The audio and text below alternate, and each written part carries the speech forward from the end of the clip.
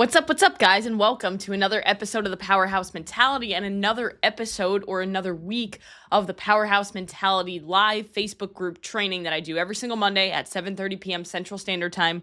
One week we go over nutrition and training. The next week we go over a mindset or mental toughness topic. Now, before we begin, for those of you who are watching the live in the Facebook group, and if you're not watching the live in the Facebook group and you're just listening on the podcast, go down into the show notes. Join the private Facebook group. It's 100% free. There's a lot of value. You get a lot of early access to things that we're doing in the Powerhouse Mentality. But also, you get the pleasure of seeing my face every single Monday. I mean, what could be better than that? But if you are watching us, then you can see that the office has a little bit of a change up. So usually, I have a little bit of like those purple retro neon lights going on underneath my shelf. Now we changed the colors to a green and a red with the little Christmas lights going around. So it's all Christmas up in this bitch. And we even got the peppermint bark collagen and the peppermint bark level 1 on the shelves because peppermint, 'tis the season. I love peppermint bark, and the peppermint bark level 1 and the peppermint mocha collagen are by far the best seasonal products that I've seen in the fitness world, or I've tried in the fitness world. And if you want to get those, because they actually just got re-released last week and they are extremely limited, again, go into the show notes, go down below in the comments. I'll throw that link down there so that you guys can get that peppermint bark, support your holiday addiction, but also support me along the way. Now, today's episode of the podcast, we're going to be talking a little bit about setbacks and how one setback does not need to define your entire journey. I like to talk about this a little bit, or a lot of it, on the podcast, where I kind of refer to it as your past doesn't disqualify you from being successful. And I think these two topics are extremely different because your past, that could be like 10 years ago, 20 years ago, 30 years ago, or it could be yesterday, or it could be 10 minutes ago. Whereas one setback cannot define the rest of your life or your story or your journey.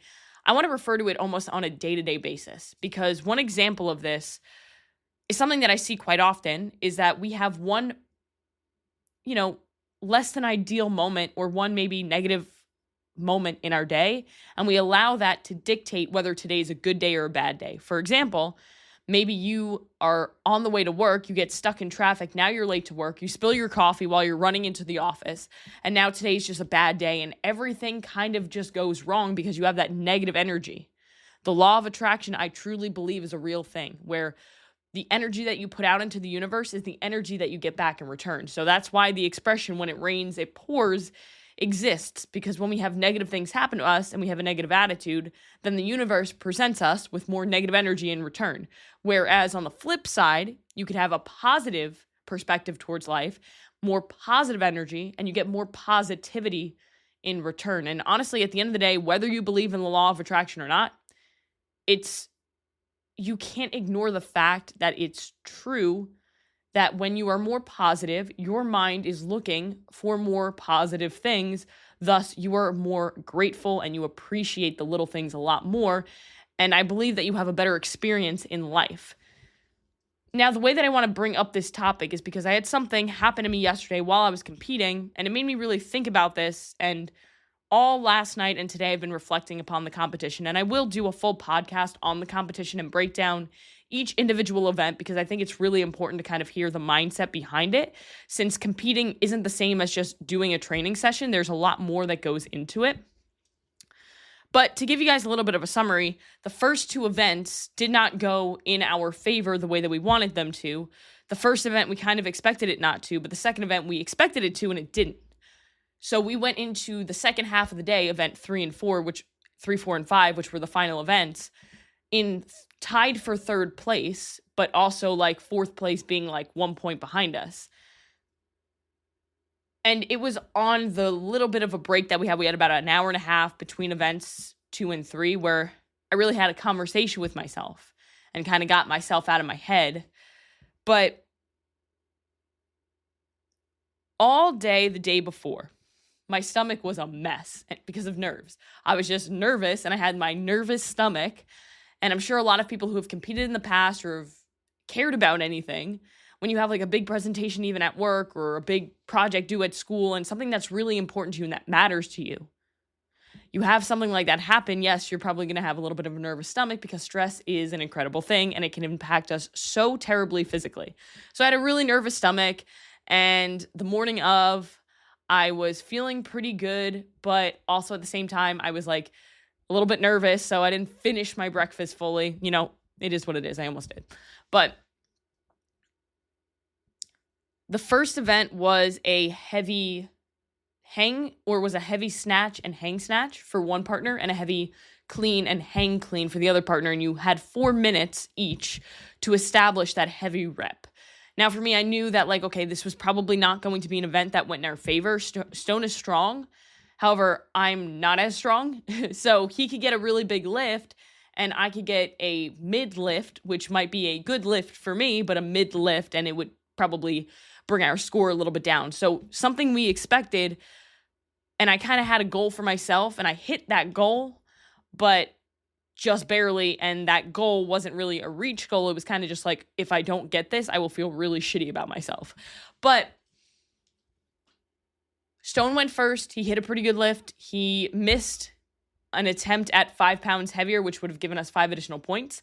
And he was a little bit frustrated with himself because he is definitely strong enough to hit that lift, but he kind of just slipped out of his hands at the last minute, and then the time ran out. So I went to the floor, and unfortunately, the warm-up situation wasn't ideal. Whereas, like, I touched a barbell, but I wasn't able to load a barbell very well. So, like, I hit a 55-pound and 65-pound complex, and I knew that, like, my goal was, like, 115, 120, so it was very far off. So I knew going into it, okay, this isn't an ideal situation, but we're still going to perform. We're going to still have to execute and show up. And that's an example for life where, hey, things aren't always going to be ideal. You might necessarily not be in the perfect situation for something to go right. However, you still need to show up, execute, and give the best effort that you have if you want to succeed. And that goes to all areas of life. And I love fitness for one of the reasons being that any adversity that I face in the gym makes me stronger to be able to face more adversity and handle more adversity outside of the gym in all other areas of my life. I think that a lot of the lessons that I learned during training are very applicable to real life. But I hit 85, I hit 95, 105, 115, and then I had time to hit 120. Now, when I hit 115, I hit the clean, and I went for the hang clean, and I was coming out of the hang clean. I was like, oh shit, that was really heavy. Like, ooh, that took a lot. But I couldn't not try 120 because I had about 30 seconds left. So I had time. You just had to pick the bar up before 30 seconds ran out. So if I just started the complex right when the time was going out, it would have been a good lift if I hit it. So I had time, took my time, and I was absolutely proud of myself for not being overly aware of what other people were doing, and I was just focusing on what I was doing, and I wasn't letting the pressure of the time running out get to me. I was very calm and very composed, which I was super proud of. But I hit the clean at 120, and it was hard. But I knew that, okay, I have this. I can hit this hang clean. If I can catch it, I can stand it up. I'll do everything to stand that thing up. I didn't catch it. I went for it, and it slipped out of my hands on the right side, kind of tweaked a little bit, and I was like, damn it. And I stood up, and I took a deep breath, and then I said, damn it again, because I have some scar tissue and nerve damage in my intercostal muscle, and sometimes it kind of aggravates me a little bit, but yesterday I absolutely pulled a muscle there. And if you've ever pulled a muscle on your intercostal muscle, it is not comfortable. Like, it's not, I have a very high tolerance for pain, so it's not a problem. However, it's uncomfortable. And I was so mad and annoyed that it happened in the first event, especially because if I hit the lift, it would have been worth it, right? But I didn't even hit the lift, so it wasn't worth it at that point. But why does this matter? I think this matters because the pain got pretty bad throughout the competition. I will not lie, because I was breathing very heavy, especially on an echo bike workout where we had 2 minutes max echo bike for calories, which if you've ever been on an echo bike, it's the most miserable experience. And when you're doing 2 minutes max calories in a competition setting under fatigue after doing another workout right before, it's miserable. But during that workout, I just felt the pain radiating throughout my entire body because of how I was breathing so heavy. And I think that a lot of people, when put in situations where they have something happen that they didn't anticipate, they let that mess them up to the point where they can no longer execute or perform at the level that they know that they're capable of. And like I said, the first two events didn't go in my favor. The second event, I just had a lot of jitters. Like I felt my legs kind of giving out on exercises, and I was like, that doesn't happen. This isn't who I am. This isn't a good representation of what I'm capable of. And I think that a lot of people in those moments, when we have bad things happen to us in the beginning of our day or at any part during our life, we start to anticipate bad things to continue to happen. Or we break down and we can't handle more because of those things. When in all reality, those moments, they only are there to make you stronger and more resilient. I learned much more yesterday during those first two events that I sucked at.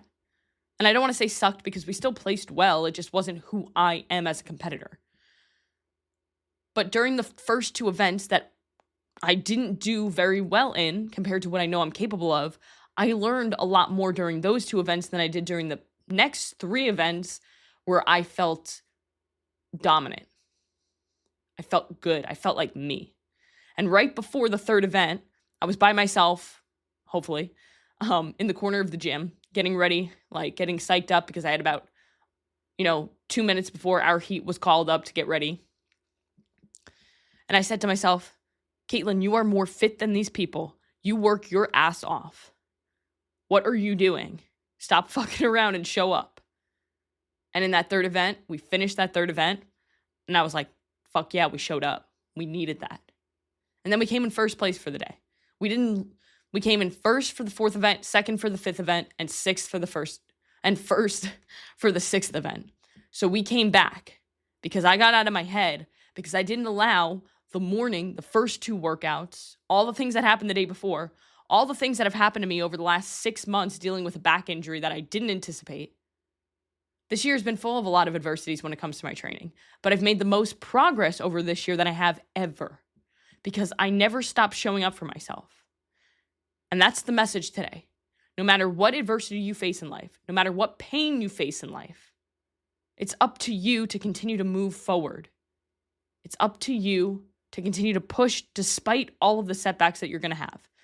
Because you're going to have setbacks along the journey, and that's okay. That's part of it. That's normal. Embrace them, learn from the setbacks, and use those setbacks to catapult you forward into becoming a better version of you. But it's a quick message today, because I think that the mindset messages, I can carry them on over and over and over again, just kind of beat the same shit into your head. But at the end of the day, you have to go out and you have to execute these things. So go out today and do one thing that's going to take you one step closer to where you want to be.